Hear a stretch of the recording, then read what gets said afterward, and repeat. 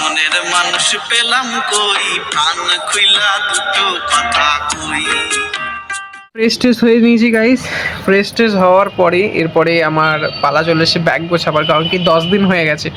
10 দিন আসা আমার এখানে হয়ে গেছে বর্ধমানে। এরপরে হস্টেল চলে যাওয়ার দিন চলে এসেছে, ঘনিয়ে এসেছে দিন। এবার ব্যাগটা একটু গুছিয়ে নিতে। অলরেডি কিন্তু কলেজ স্টার্ট হয়ে গেছে, আমি কলেজ যাচ্ছি না এখন 2 দিন। আমি ভাবছি না, একবার 2 তারিখ থেকে ক্লাস করবো, 1 তারিখে চলে যাবো। আজকে 30 তারিখ হয়েই গেছে, তো ব্যাগগুলো একটু গুছিয়ে নিই। দেখতে থাকো।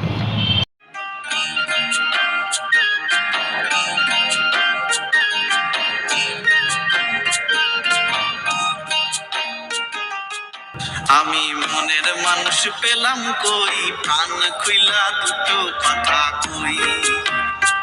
আমি মনের মানুষ পেলাম কই, প্রাণ খুইলা দুটো কথা কই।